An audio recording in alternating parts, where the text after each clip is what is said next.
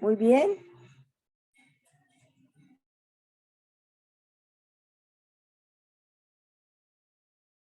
Cinco, cuatro, Ok. 3, 2, adelante, Ligia. Bueno, un saludo muy especial y gracias Carlos y Mauricio que hoy nos acompañan. Igualmente el equipo jurídico de la Central Unitaria de Trabajadores CUT. Nos acompaña Miriam Nieto, pero está con una mujer que ha trabajado muchos temas de derechos humanos y que hoy nos brinda uno de esos temas con mayor precisión. Y yo quería hacerle como la memoria al tema de contextos que tenemos en este país y cómo puede estar hoy esta vejez que tiene unos antecedentes tan importantes como lo que hemos vivido, transmitir, digámoslo así, todo el conflicto en este país y todas las dificultades que tenemos y que nos sigue desangrando prácticamente porque ha sido ocultado la narrativa oficial de las causas y los hechos del conflicto en el país y de las personas que han muerto, que no solo estamos terminando el mes de la no violencia contra la mujer, sino que iniciamos el mes de los derechos humanos que conmemoramos el 10 de diciembre. Así que la CUD ha presentado siempre que desde 70 de imposición con nombres equívocos y lugares comunes,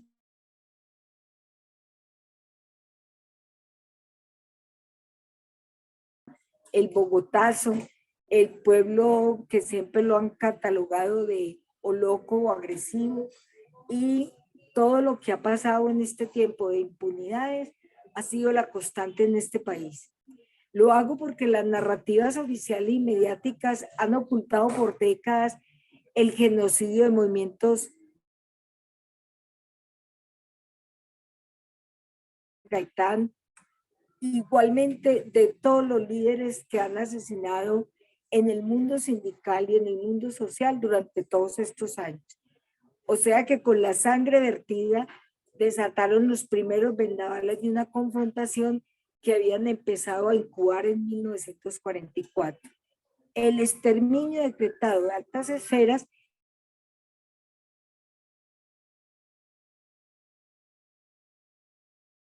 y una paz total. Entonces, aterrizar, intimidar y desmovilizar, así como la vivencia de este país durante todos estos años. Pero también hemos vivido el memoricidio. Y ese memoricidio lo vivimos de varias formas. Los prácticamente las personas que protestan son comunistas o son personas desagradables para la vida del país y prácticamente impusieron silencios absolutos sobre verdades esenciales. Eso es lo que hemos vivido durante estos años y años donde realmente prosigue, oculta todas las causas del aún la Comisión de la Verdad no ha podido develar. Primero porque toma el año de 1958, porque el contexto, el proceso es el que hay que ver y prácticamente en ese contexto propone que de 1920 a 1958 se presentaron muchos procesos de conflicto en el país.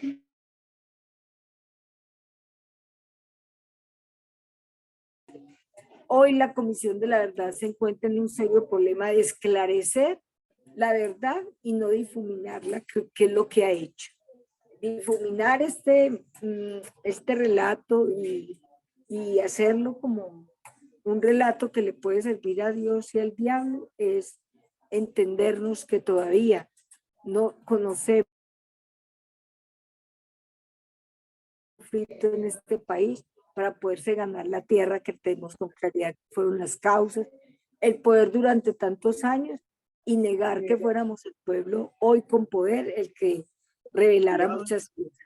Hoy queremos hacer valer la idea en el país de que las mujeres desde siempre hemos gritado basta ya la violencia.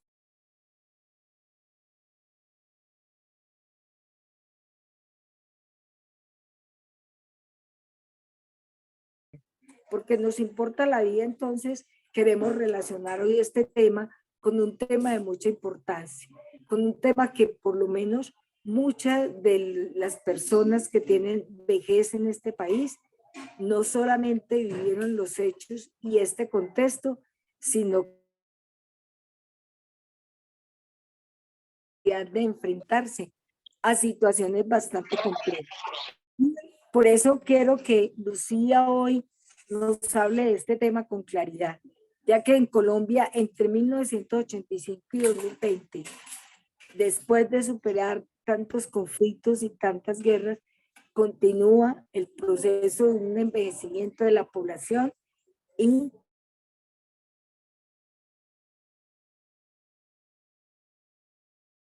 de 1985 a los años del 2021 pasó del 6.9 al 13%, con lo cual se evidencia que la población colombiana se ha envejecido y continuará haciéndolo hasta alcanzar una proporción superior al 16% para el 2030.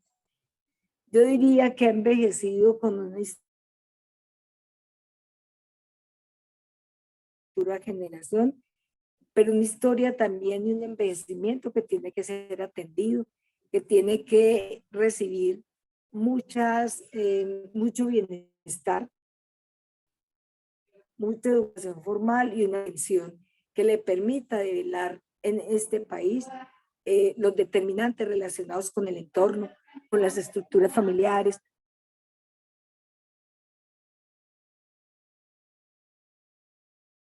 en una votación por un gobierno alternativo. Los dejo entonces con Miriam Nieto para que nos presente el tema de hoy y para que nos presente a Lucía Riaño, y un abrazo y un saludo a todos y a todas en estos tiempos ya que se acercan a la Navidad.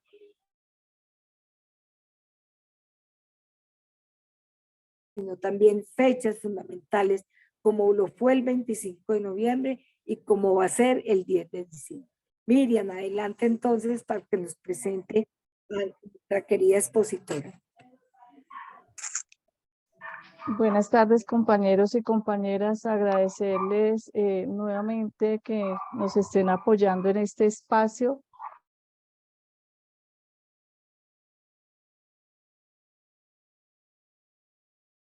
Y la vejez en Colombia.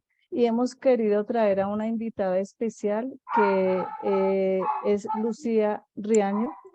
Es una ciudadana, una mujer de 55 años, con formación en pregrado en Sociología de la Universidad Nacional de Colombia, con una especialización en Política Social de la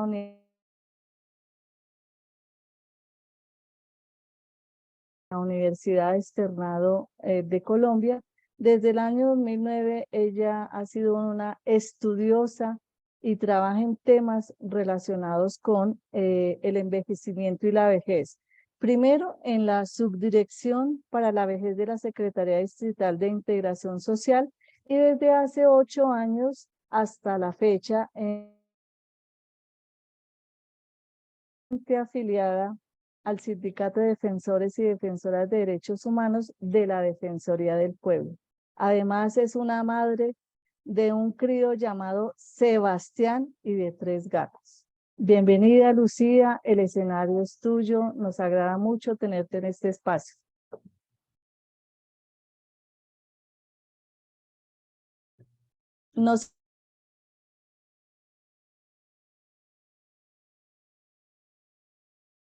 Sí, señora. Vale, pues que les daba las gracias tanto a Dori Capera como a Ligia Alzate como a Miriam Nieto por la invitación que me han hecho. Y pues sí, yo muy orgullosa de mi sindicato. Es uno de los 3 sindicatos que tiene la Defensoría del Pueblo. Es el más nuevo de todos. Se llama Pueblo, SINDEP. Y bueno, pues vengo a compartirles hoy. Muchas gracias por la invitación. Voy a tratar de compartir la presentación, pero me dice que estoy inhabilitada para compartir. Me dirán qué hago acá para Ay, poderles... Mauricio, Mauricio, ¿nos das un apoyito ahí para poder que Lucía comparta las diapositivas?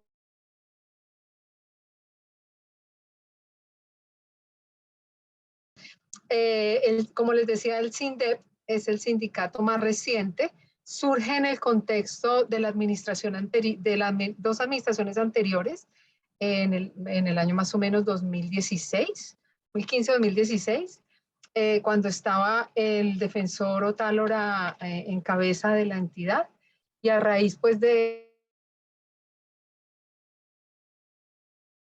con digamos, la denuncia que tuvo por acoso laboral y acoso sexual, ya venía trabajando como el equipo en Listo, varias ya pueden personas. compartir pantalla.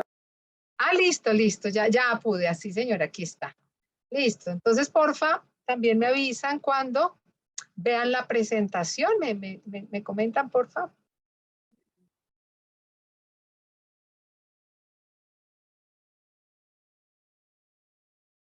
Preliminar, espero que no me borre todo. Ah, bueno, aquí sí las puedo ver. Sé que tengo apenas un tiempo corto, no es muy largo, pero y quería que me vieran, que me conocieran, no todos tienen que prender su cámara, no se preocupen, pero por lo menos que quien presente, sepan ustedes quién habla, porque esto de la virtualidad nos ha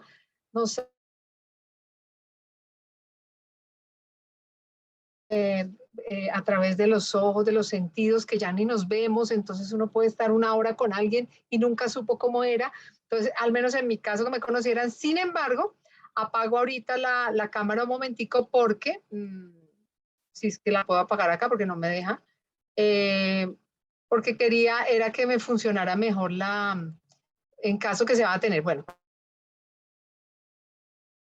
llega a detener. La vejez en Colombia definitivamente está en una situación bastante difícil, y estos son como los contenidos que les vamos a compartir hoy.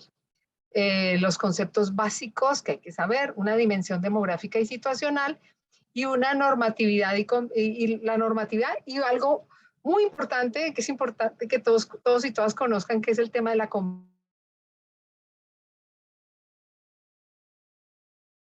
En conceptos básicos, pues nos vamos con que una persona mayor en Colombia es aquella que tiene 60 años y más. Eso cambia con los países, cambian los tiempos, cambian los años. Sin embargo, en Colombia sigue siendo hoy los que cumplen 60 años y de ahí en adelante. Vejez, que es diferente, es una construcción social de la última etapa antes de la muerte. Este periodo de tiempo se ha venido extendiendo por lo que nos comentaba hace un momentico Ligia sobre el tema del envejecimiento demográfico. Como ella lo dice muy bien, efectivamente vamos a seguir envejeciendo como sociedad, así que este momento de la etapa de la vejez seguramente se va incluso mucho más. Envejecimiento, que es diferente a vejez, diferente a persona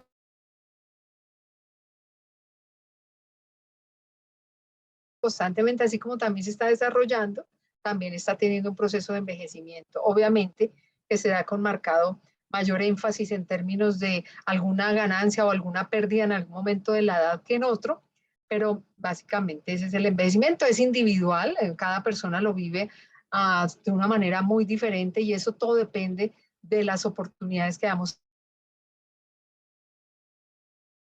sido garantizados, de dónde nacimos, cómo crecimos, cómo nos alimentamos, en qué contexto crecimos, momento histórico. Bueno, ese proceso de envejecimiento individual es único para cada persona.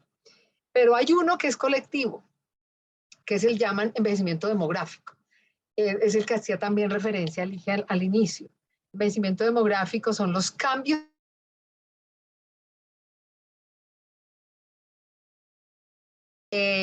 y se caracteriza por un aumento progresivo y constante de las personas mayores, es decir, de los de 60 años y más, y manteniéndose o disminuyendo los grupos de menor edad. Los que más han disminuido son los niños al nacer, niños y niñas al nacer, porque se tienen muchos menos hijos por mujer, Entonces, ese es el grupo que más viene disminuyendo.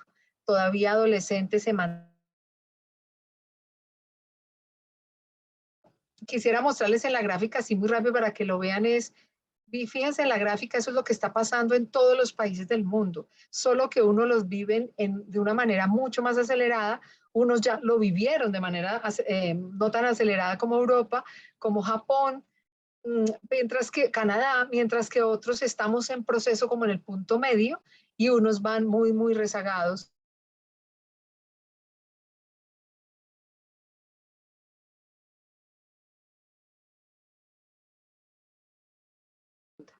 Estamos ahí en donde la base, como ustedes ven, la base que está en azul, la base de la pirámide angosta, porque nacen menos niños, y la punta de la pirámide, que era muy puntiaguda, se ensancha y se crece. O sea, vive mucho más la gente por muchos años. Esto seguirá siendo así, seguirá avanzando, pero un poco esto es como los mínimos conceptos básicos para poderles contar lo que viene, que ya es la dimensión demográfica y situacional, que en últimas todo estos son contextos para enmarcar un poco lo que les quiero contar. Entonces, la dimensión demográfica, aquí quería aclarar que contarles que yo, tal como lo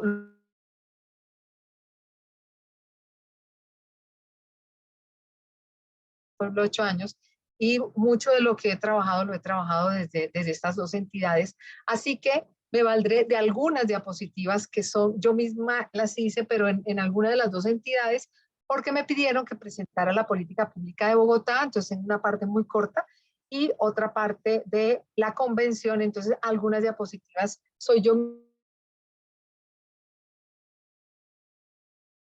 la tengo clarísima ahí. Colombia va más o menos con proyecciones de población basadas en el censo del 2018, estamos aproximadamente en 51,5 millones pasados de personas de todas las edades, de las cuales sabemos que somos más mujeres que hombres, pero somos más mujeres que hombres no en una cantidad como a veces lo imaginamos, mucho mayor, no 51, 49, pero miremos que en personas de 60 y más años esa diferencia sí se vuelve bastante, pero muchísimo más marcada. Como lo decía Ligia, efectivamente somos en este momento ya el 14.3% de las personas mayores. De esos 51 millones, 7 millones casi medio son personas de 60 años y más, 14,3%. Pero miren acá la diferencia.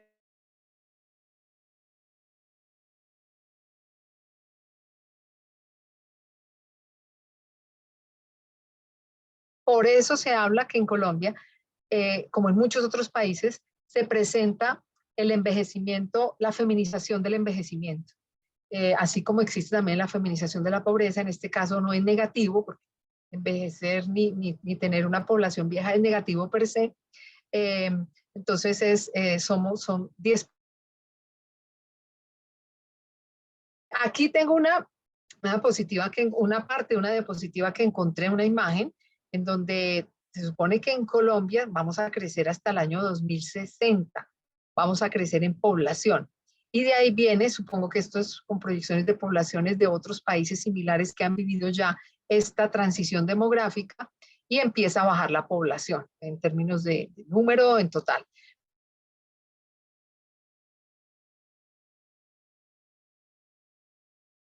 Población, pero sí estamos viendo ahorita el incremento de la población mayor, que es importante. Entonces, esta es la dimensión demográfica, más o menos Colombia, de acuerdo con ese índice de envejecimiento que se presenta acá, que fue tomado de un estudio, muestra que donde hay más población mayor concentrada en relación con los que están en amarillo y verde clarito, Quindío, Caldas, Risaralda, Valle, Antioquia, Boyacá, digámoslo, y Bogotá, por supuesto, por ahí, que es más o menos, si ustedes lo ven, el centro. Mientras que entre más se aleja del centro, menos presencia de población mayor hay. Y ya llegando a los límites, salvo Nariño, y salvo el sur, de resto todo se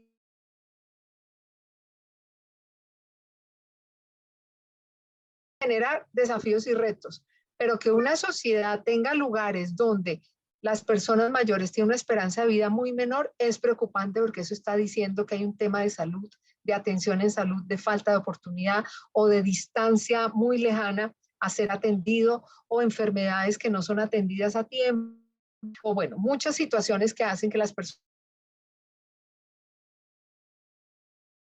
hacen lo que está pasando en otras zonas del país. Entonces, para hablar de envejecimiento demográfico hay que desagregarlo por departamentos, por ciudades, por pesetas, por localidades para poder encontrar, pero el tiempo no nos da para hacerlo salvo en los departamentos.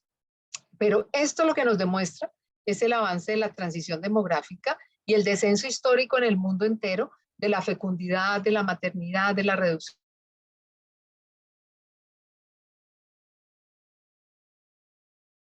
Ahí digamos, ¿quiénes son las personas mayores y cómo están distribuidas en Colombia esos 7,5 millones? Ahora el problema es cómo está la situación y no es un secreto que no es solamente sino que uno tenga un familiar mayor, que uno sea persona mayor o que conozca y haya leído sobre cómo es la realidad colombiana para darse cuenta que la situación de la persona mayor es este dato. En estratos socioeconómicos 1, 2 y 3 se encuentra el 87% de las personas mayores. O sea, esos 7,5 millones, del 87%, que es casi el 90%, está en los estratos socioeconómicos más bajos. Y eso es muy preocupante porque significa que no solo hay una feminización del envejecimiento, sino que hay un que incluso ni siquiera se dé en otras edades, pero en la vejez sí se da. Entonces, esto es preocupante. La inseguridad económica es una de las situaciones más, si no la más, después de salud, la más preocupante o incluso empata con el tema de atención en salud tan deficiente que hay en Colombia, y es el tema que de 10 personas mayores o del 100% de personas mayores, solo el 25% logra alcanzar. Preocupante porque en el campo de 10 personas mayores, solo una logra pensión y no es una mujer. Por lo general es un hombre. En temas de vivienda y servicios públicos, solo les doy el primer dato porque les puedo mandar la presentación para que ustedes la tengan y la puedan repasar. 1.311.000 personas mayores no tienen acceso a agua potable en Colombia. Solamente eso, porque violencias, pues cada vez es más preocupante el incremento de violencia contra personas mayores, tanto hombres como mujeres. Pero en algunos tipos de violencia, mucho más en mujeres, otros mucho más en hombres. Por eso vamos a ahondar un poquito en este último tema, porque es el tema central de la invitación que me hicieron, entonces vamos a entrar un poquito más. Aquí está la violencia más reiterada para el año 2021 por el Instituto Nacional de Medicina.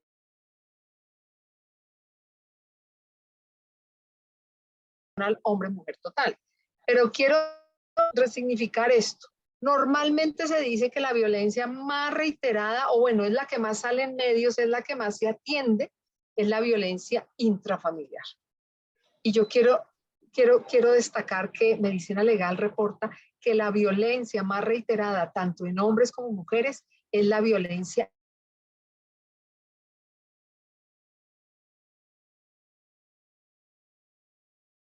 efectivamente es la intrafamiliar y es también preocupante, por supuesto, pero esta no se está atendiendo, o sea, la violencia interpersonal, tanto para hombres o para mujeres, personas mayores que en la calle son agredidos, no se está atendiendo, se está atendiendo mal la intrafamiliar y esta es casi el doble en términos absolutos, ¿no? En totales es casi el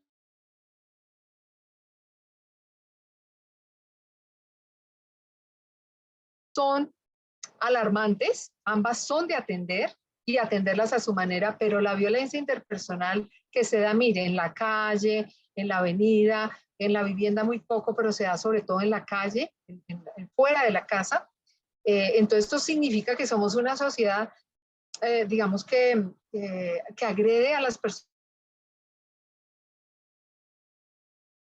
de la calle. Y vamos a ver la segunda más efectivamente es la violencia intrafamiliar, en la que si ustedes ven, el número es mayor para mujeres que para hombres, aquí sobre todo a nivel nacional también lo es, y esta sí es marcadamente generada por la violencia que ejercen los hijos y las hijas a los padres. También en segundo lugar está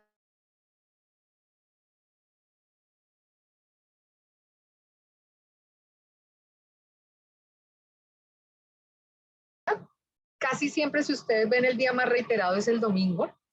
Eso es un tema para que a uno le llame la atención, porque esto sí se aplica para todas las edades. El domingo es un día muy violento en los hogares, muy violento, tanto para niños como para mujeres de cualquier edad, como para... Y veíamos que día en otra presentación, que efectivamente aquí están las fechas, se dan los meses en que hay fechas especiales. Día de la Madre, Día del Amor y la Amistad, Día Navidad, Año Nuevo. Entonces esas fiestas también están relacionadas con el tema y por supuesto esto responde a la violencia patriarcal. Esto es muy ya conocido, muy ya fundamentado, muy ya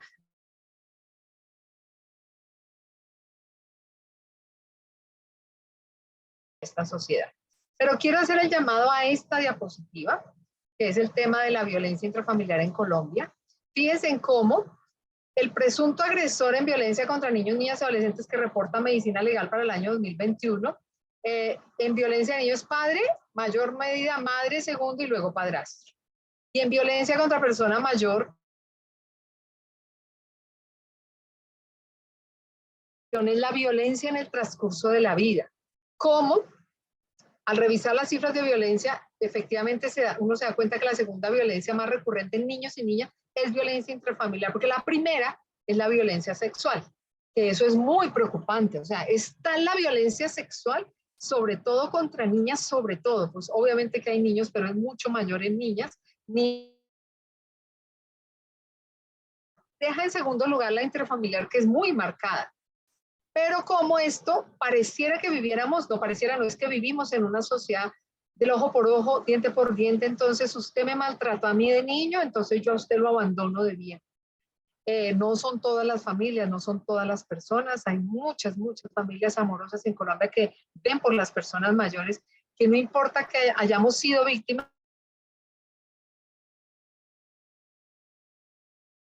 muchos años cuando se estilaba, eso era lo que estilaba la cultura. Incluso la educación lo decía, la letra con sangre entra, pero por fortuna esos tiempos ya se acabaron en la pedagogía, ¿no? En la vida real sucede, pero en la pedagogía ya eso está más que revaluado. Sin embargo, hay hijos que le cobran a los padres algún acto digamos, nos permeó a muchos y a todas, y fuimos víctimas de esa violencia, pero pues que eso no suma para no responder uno por su padres en un momento en que lo esté necesitando y por su madre. En este tipo de revanchismo, perdónenme la expresión así, revanchismo, que somos una cultura de revanchismo, del ojo por ojo, del que entonces hay un presunto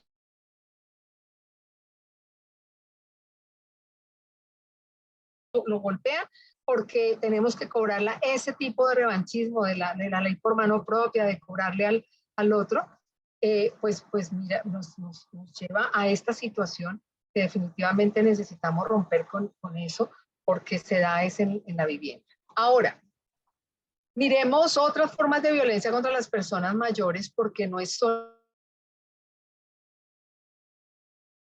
Está el abandono, sí, se da en la familia, la discriminación, que es un tema más social.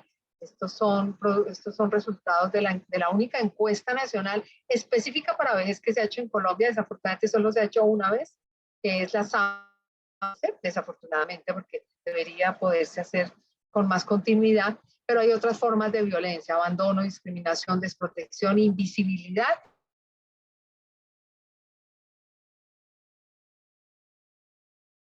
sino que son sociales, incluso estatales.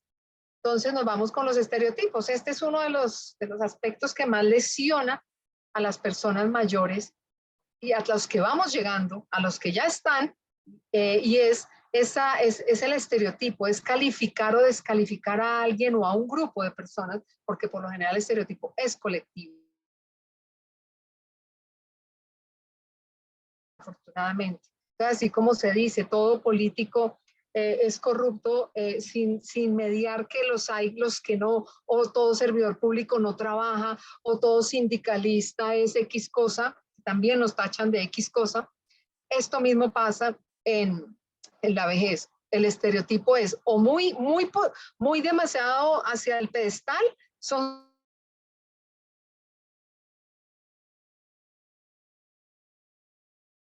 o vuelve a ser niños, que ese es entonces el de entonces lo bajamos del pedestal y lo devolvemos a su infancia, y lo volvemos, o vejez es igual a enfermedad, discapacidad, y hay muchos más. Vejez igual a terquedad, vejez igual a capricho, vejez igual a muchas cosas. Entonces, nada, esto no es cierto, son simplemente estereotipos que digo yo, siempre lo he dicho.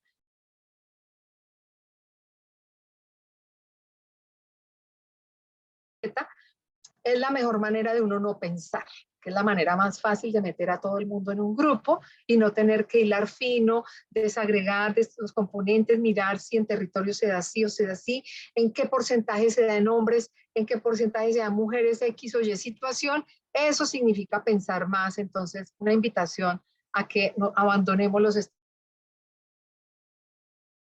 en nuestra cultura, en nuestro lenguaje, en nuestra mentalidad.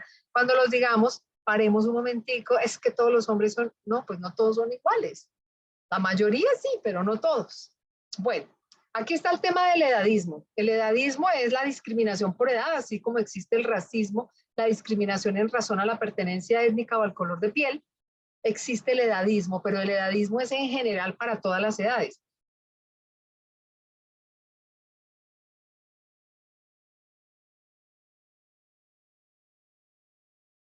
Es la discriminación por edad en la vejez. Y es tan marcado, pero tan marcado, que no nos damos cuenta de que estamos haciendo discriminación. Y lo más grave de todo, cuando hacemos una frase que en 10 años vamos a darnos cuenta que es discriminatoria, creemos. Cuando uno cumple años, voy a ponerme a mí, cumplo años, voy a cumplir 55 años en agosto. Entonces, tengan la seguridad que alguien en un evento que te están partiendo una torta, alguien te va a decir, ay, Lucía, pero tú no pareces de 55. Bueno, está el chizo que dice que parece de 60, ese me gusta más. Pero está el que dice que no, no pareces ni siquiera de 55. Eso, que hoy en día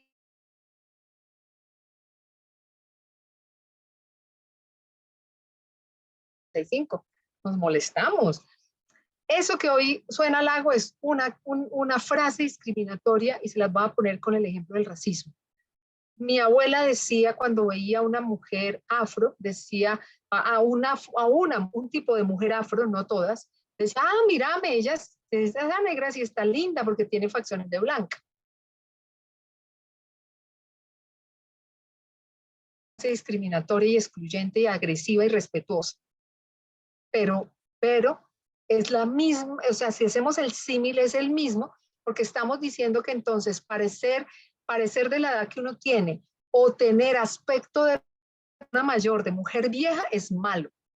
Entonces la invitación es a que en adelante no repitamos esa frase.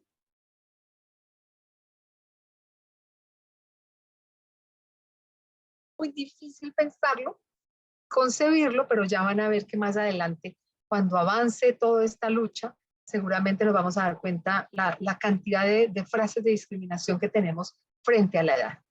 Y es que ahora venimos con otros tipos de violencia que les dije, es listo, está la familiar, desafortunadamente viene en aumento,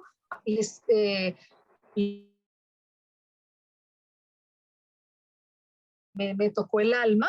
Una mujer de 85 años en Bogotá fue llevada a un centro de atención a personas mayores privado. ¿Me oye? ¿Se oye? No, bien, está bien. Ya me toca esperar otro rato porque está que llueve. ¿Pasó algo? Es que alguien tiene el micrófono abierto.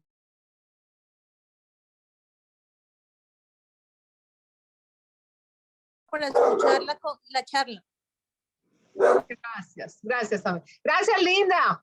Besitos, linda. Hola, Lucy, qué pena. Mami hermosa.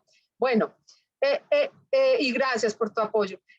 Decía que les cuento una cosa que me trastocó la vida hoy, porque cuentan que es una mujer de 85 años, fue en un... Se enfermó y descubren estos días que estaba siendo abusada sexualmente. Se contagió con una enfermedad de infección sexual muy dura y se dan cuenta por eso. Entonces, imagínense lo que pasa. Ahora, ahí no sé porque casos así hemos visto, en ocasiones por otras personas mayores son los que abusan y bueno, también parte de las instituciones. Entonces, esta violencia que es directa,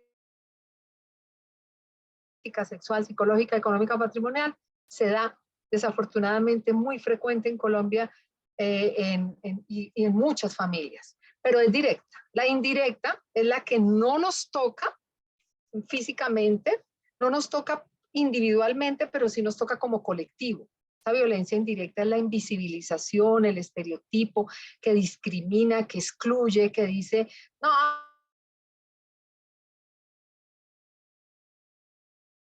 no. O en los medios de comunicación, envejecer es una desgracia, o sea, eso es mostrarlo en los medios de comunicación, en la publicidad. Envejecer no hay manera de que se vea linda la cosa, y sí se puede ver linda, claro que sí. Y hay una que es la violencia estructural, que es la violencia estatal. Ustedes saben que quien vulnera derechos humanos es el Estado. Puede que las personas responsables del Estado.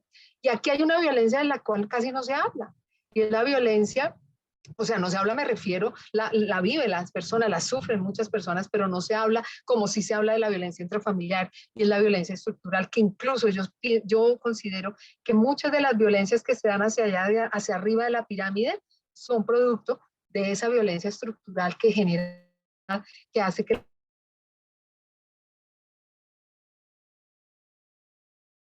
y no contagiarme, pero no trabajo, o salgo a vender mis tintos, mis aromáticas, y me va a dar corona, y se me va a prender el coronavirus, me puede cobrar la vida, pero no tengo opción.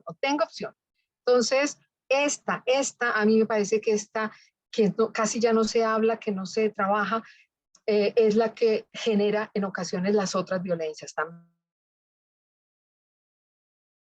De un día para otro para ver cómo le cambia el genio, cómo le cambia, y no digo que eso lo justifique, pero eso nos altera, nos estresa, nos enferma, pues entonces hay que arreglar también esto que está en la estructura de las violencias. Bueno, ya la última parte, porque me quedan 18 minutos, casi 20, quiero hablarles de la normativa y la convención, y voy a tener que ir un poquito más rápido, y me perdonan que les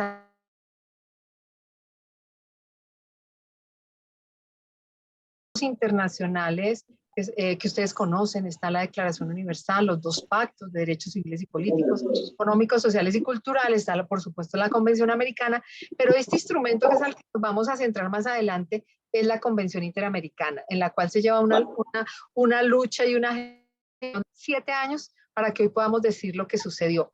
Bueno, y ya lo vamos.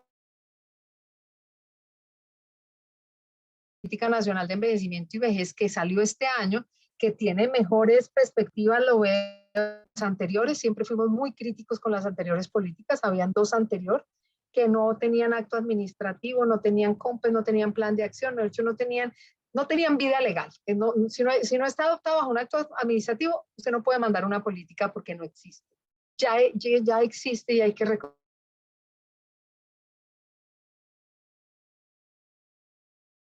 Nos alegra que ya. Y está la política de Bogotá, que fue la que me pidieron que también les presentara un poco, porque estuve en la formulación de esa política pública en el año 2009 y 2010. Entonces ya ahorita les vamos a contar de esta, y después volvemos a la convención, la de Verde. Hay unas asambleas que no son vinculantes para el Estado colombiano. Están los 5 principios de Naciones Unidas a favor de las personas mayores.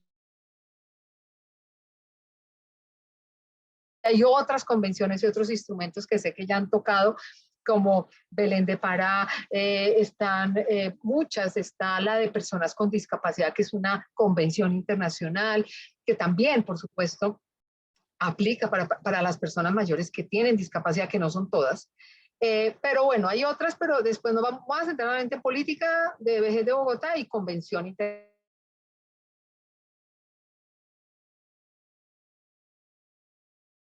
Esta política tiene una vigencia hasta el 2025, está ahora precisamente en estudios por el distrito para hacer su evaluación y su reformulación. Hay que formular otra política. Está a cargo de integración social, pero este es un ejemplo de cómo con trabajo constante y permanente se han involucrado todos los sectores. Acabo de salir de reunión comité llámese desarrollo económico, llámese Hacienda, incluso asisten a estas reuniones, que eso no pasaba en el año 2010. Allá eran solamente 3 secretarías y eran 3 gatos. Secretaría de Salud, Secretaría de Integración Social y Cultura, súper activos. De resto, los demás decían, eso no es con nosotros. Bueno, esto estaba fundado, ya les voy a mostrar cómo está la estructura mejor, más que en esto. 1.504 personas, es bastantes personas para lo que se hacen las políticas participativas, pero nada comparado con la cantidad de habitantes, de personas mayores que tiene Bogotá. Bogotá tiene 1.000.000, 32.000, pues no es tampoco mucho, pero bueno, sí es la que más ha tenido participación. ¿Qué normatividad tiene? No se las voy a leer porque qué pereza. La normatividad pues es la Constitución, las leyes, acuerdos, decretos, resoluciones, ahí están.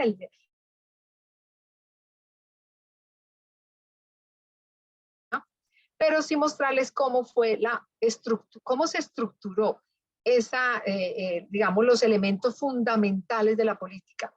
Dijimos, nosotros necesitamos tener un punto de partida, es decir, ¿qué es lo que queremos cambiar? ¿Qué es lo que está mal?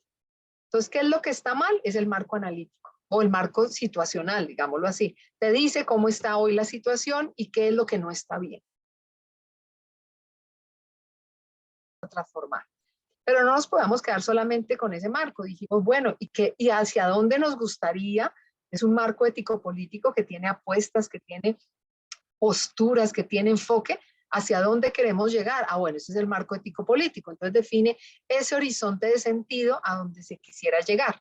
Pero no basta con eso porque tenemos un marco conceptual que por lo menos diga que cuando hablamos de personas,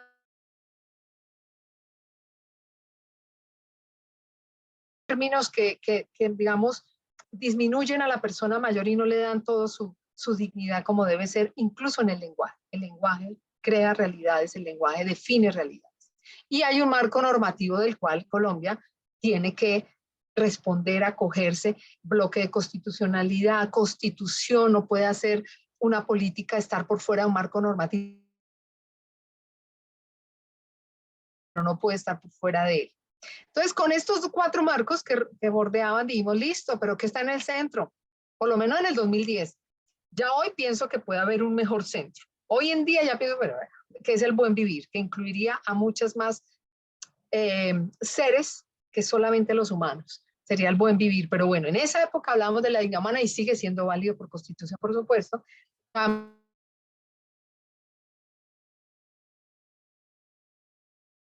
Porque hay unas cosas que se deben brindar en igualdad, como los derechos, el buen trato, las oportunidades, pero hay otras que se deben en diversidad y ahora con el enfoque interseccional, entonces reconocer que hay unas desigualdades más marcadas que otras, que hay poblaciones históricamente discriminadas y que tú no puedes entonces tratar a todo el mundo por igual porque eso lo que haría es profundizar las desigualdades. Ciertan esa discriminación. A partir de ahí lo que se hizo fue retomar la sentencia 881 del 2002 de la Corte Constitucional, que es una sentencia emblemática en términos de dignidad humana. Dice la Corte Constitucional que para proteger, porque nunca puede uno quitarle la dignidad humana a ningún ser humano y si no estaríamos volviendo por allá a la Edad Media. No, todos los seres humanos por el hecho de que son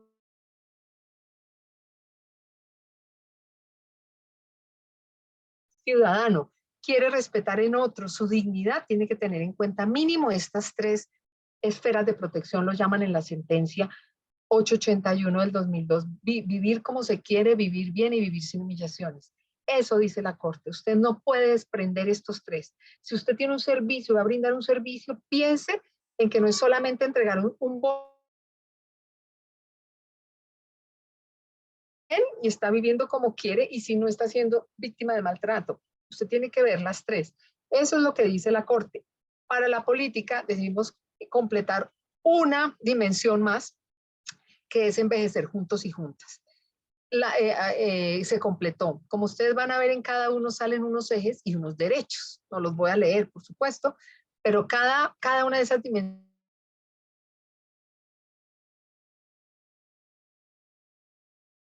sociales y culturales, tan importantes como los anteriores, como los otros. Y vivir sin humillaciones, pues están los derechos que tienen que ver con la integridad personal. Entonces, cuando se hizo esta política y salieron, miren que son, ahí yo conté 15, 17 derechos ahorita, nos dijeron, pero ¿cómo? ¿Ustedes son tan ambiciosos? ¿Cómo van a meter tantos derechos? Y en vez... Pero nosotros decíamos que una política pública no es un plan de acción, una política pública es una toma a largo plazo en donde tenemos que ser ambiciosos y pensar, pues mire, oh sorpresa, que ahora la convención no habla de 15, ni 16, ni 17. La Convención Interamericana habla de 27 derechos. O sea, aquí íbamos por el lado que era. ¿Que nos faltaron? Claro que nos faltaron. Yo me acuerdo que salió la política y ahí mismo, ¡ay!, nos faltó tal. Bueno, que la política tenga la fuerza que hoy tiene, el reconocimiento que hoy tiene. Claro que pudo haberse hecho mejor, claro que sí. Ahora que se va a volver a reformular, ojalá se le puedan hacer todos esos ajustes y incluir derechos como morir dignamente, que no se nos pasó por alto. Se nos pasó, o sea, el de morir dignamente, que hubiera sido muy importante incluir. Pero bueno, y ahora, eso es hasta ahí la política pública de Bogotá, ahora la convención, porque me quedan 10 minutos. Asamblea General de la OEA, en donde está Colombia junto con otros 35 países de América. En el 2015 al 2018 la Cancillería solicitó conceptos a todos los ministerios, a las entidades del Ministerio Público, pidió conceptos varias veces, pero desafortunadamente todo volvió a empezar de cero. Entre el gobierno Santos y el gobierno Duque volvió a empezar de cero. En 2019 el gobierno radica el proyecto de ley, ¿cierto? el proyecto de ley para que surtiera en el Senado y en Cámara. Eso sí fue por parte del gobierno, lo presentó y eso surtió un proceso aprobatorio rápido. ¿Qué fue lo que paró el proceso? La pandemia. Eso fue en el mundo entero y Colombia no es la excepción. Ya había pasado por Senado y Cámara, pasó a Corte Constitucional la revisión previa y en el 2000 muchos decretos que declaró. Lucy, espera. Mari, Por favor, cierra apagar el micrófono. Ahora apagar el micrófono. Mari. Mari ya. Gracias, Mari. Bueno, en el año 2020 a todos nos pasa. La pandemia demoró el proceso. 21 por fin, ya después de que la exequibles, declaró exequible no solo la convención, sino la ley 2055. Por eso ustedes van a ver una fecha rara. La ley 2055 es de 2020, pero se vino a depositar en el 2022. Pues sí, es que la ley estaba desde hace tiempo y eso demoró el proceso. Pero bueno, esto es lo mejor, que el 13 de septiembre, o sea, a un mes de que llegó el nuevo gobierno a nivel nacional, el presidente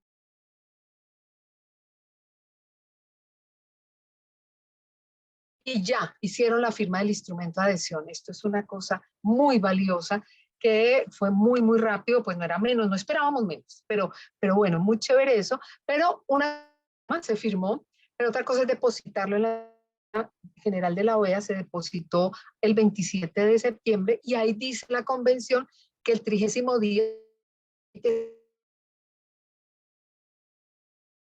vigor, el 27 de octubre, o sea, hace un mes larguito entró en vigor.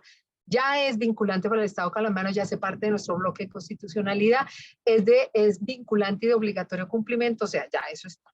Aquí está el tema de la OEA, su objetivo es fundamental, no es un objetivo ahí como endeble, no, habla de promover, proteger y asegurar derechos, igualdades.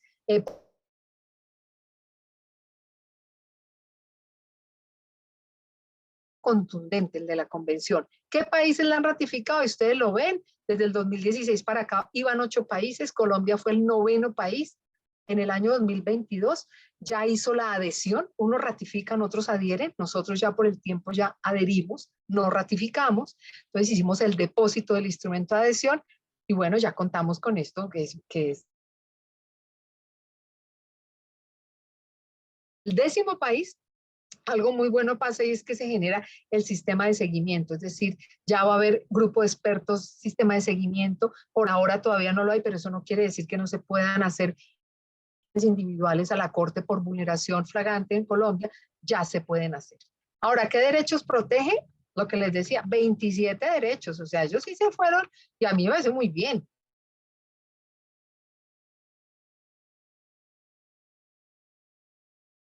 ...27 derechos que la convención reconoce que protege, cada uno tiene su estructura, es una definición corta y obligaciones del Estado, y hay unos que tienen bastantes obligaciones, el tema de salud, tema de cuidado a largo plazo, el tema, sí, sobre todo salud, hay unos, el del buen trato tiene bastante, porque es como dejar hacerlo, o sea, Estado no se meta en la vida de la gente, no se meta en, entonces hay unos menos. Sin embargo, a pesar de lo exhaustivo que son estos derechos y que no fue fácil para la Cancillería, para el proceso de la OEA, poner de acuerdo a 35 países en estos, nosotros, ahí sí hablo ya aquí en la Defensoría del Pueblo, yo sé que hablo como sindicato, pero mi sindicato normativo con una compañera maravillosa, Ana Sofía Robles, abogada, que está en la JEP ahora, en donde dijimos, no, miren, aquí faltaron 3 derechos que no se ven abiertamente. Y entendemos por qué. A la alimentación y la nutrición no está explícito en los 27, sexuales y reproductivos no está explícito y es uno de los que más se vulnera en Colombia, este derecho. Y hay uno que Colombia sí ha tenido avances, que es a morir dignamente.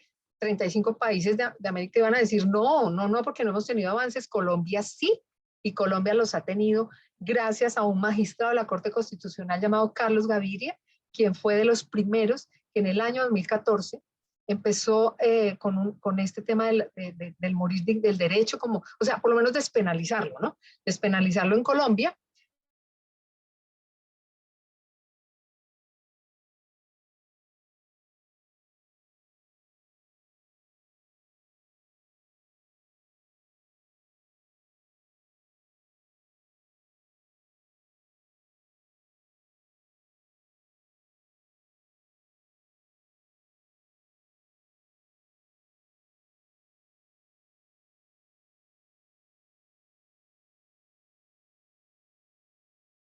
Y eutanasia ya tenemos, pero nunca me imaginé que Colombia tan prontamente el año pasado, o este año fue, despenalizar el suicidio médicamente asistido. Colombia lo hizo gracias a la Corte Constitucional de hoy, no la de hoy. Entonces, aquí hay una diferencia que no me pongo porque ya cada vez me queda más poquito tiempo, pero miren esta cosa tan maravillosa que significa, y eso no obliga a la gente a que le tengan que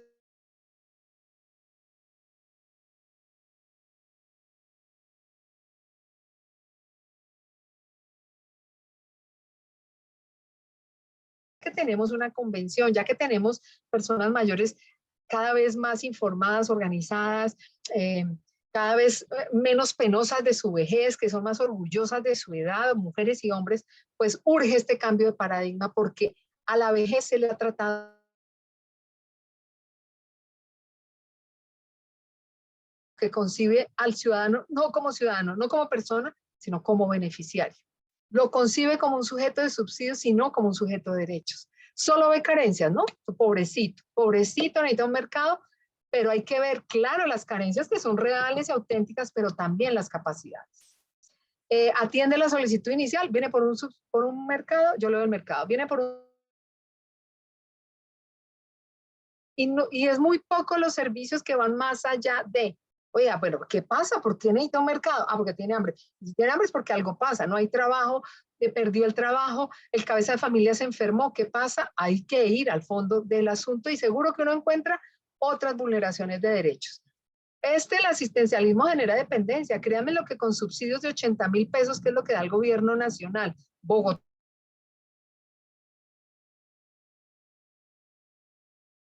ni para un arriendo. Otra forma de verlo promueve autonomía, otra posibilidad de una renta básica, por ejemplo. Las personas mayores lo han venido reivindicando mucho. El asistencialismo perpetúa la pobreza, o sea, a punta de subsidios no se garantiza derechos humanos. La garantía de derechos impulsa la movilidad social tan quieta en Colombia y tan perdida. Y lo digo con mucho respeto, de verdad, allá está muy bien, pero para los funcionarios públicos, para nuestra labor, o incluso para la vida privada de la gente también, la caridad es absolutamente válida. Pero nosotros, funcionarios públicos, servidores públicos, sindicalistas que trabajamos en lo público, no, la caridad ahí no va. Uno es un enfoque de asistencia, el otro es un enfoque de derechos, y uno responde más a la Constitución de 1880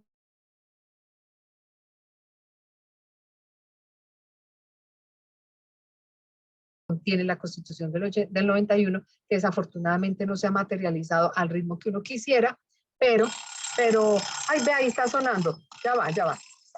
Ya casi, me quedan solamente 2 diapositivas, las conclusiones. Ya, tumbé el timbre y todo. El envejecimiento de Colombia presenta una fuerte y marcada énfasis en lo que se llama la feminización. Mujeres mayores se dan particularmente, no estoy diciendo que en todos los demás no, muchos, pero seguridad social económica, trabajo decente, me refiero de manera diferenciada con el hombre mayor. Cuidado de largo plazo, claro, vivimos más, pero no vivimos en condiciones de salud óptimas, lo contrario, hay mucho deterioro físico también, entonces se necesita cuidado a largo plazo, seguridad y a una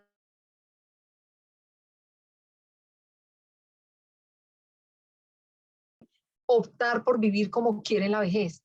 Privacidad e intimidad, incluso a una mujer mayor que exprese su deseo sexual abierto, se le es tachada y estigmatizada. A la vivienda, no es un secreto, pero que yo lo marco en mayúsculas porque es a las mujeres mayores menos se nos permite el derecho a envejecer. Nosotras no tenemos que entonces permanecer incólumes. Entonces las violencias contra la mujer se dan en todos los escenarios, familiar, afectivo, callejero, laboral y hasta sindical. Yo he estado en sindicatos o he estado en otros momentos de mi vida en movimientos políticos y la violencia contra la mujer es impresionante. O sea, me acuerdo hace muchos años una mesa llena de hombres, unos cuantas y ahí que como así que solo mesa de hombres y el mundo sindical desafortunadamente todo eso viene cambiando por fortuna. Mi sindicato es prueba de ello. El sindicato es una cosa loca, hermosa, feminista, divina. Los hombres son maravillosos, nuestros directivos son lo mejor. No es verdad, lo tienen que William Salazar, un solo nombre para que se hagan de cuenta. La desprotección en la vejez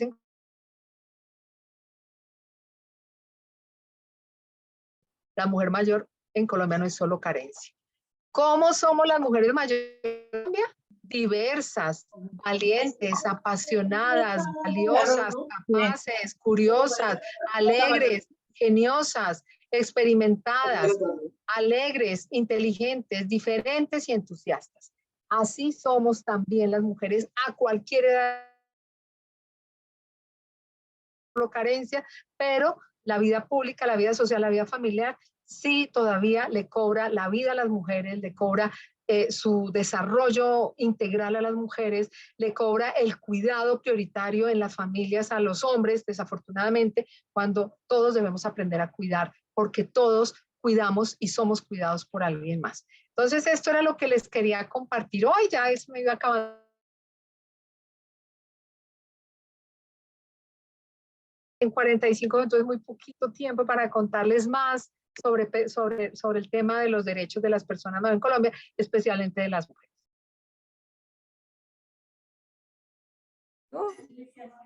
Bueno, muchas gracias, Lucía. Excelente exposición. Felicitaciones por esta construcción social de la vejez. Yo creería que en el análisis, en la dinámica demográfica, en el perfil sociológico colectivo de los adultos y adultas mayores y esas políticas de seguridad, también tenemos que decirnos una realidad. No va a ser un futuro muy valiente, muy boyante, muy abundante para esta vejez, porque la población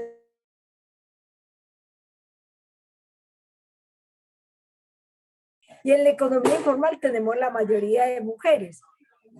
Pues la informalidad en este país, más de la mitad de la población de 50 años y más trabajan en la informalidad, incluidos pues los hombres, pero muy especialmente las mujeres. Sin embargo, nos da mucha esperanza, Lucía, cuando dices cómo somos,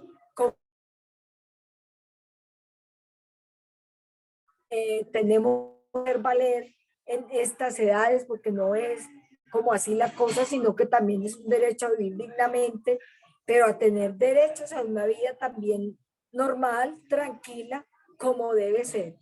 Yo creería que nos quedamos en deuda con Lucía para otra charla qué bueno volverla a tener porque se hace muy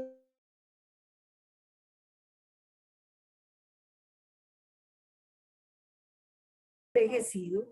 Tenemos muchos jóvenes que han llegado, pero también son más los que nos estamos quedando todavía y que los que realmente ingresan como tal. Y este relevo generacional es muy importante porque trae muchos cambios que hemos perseguido las mujeres en el mundo sindical.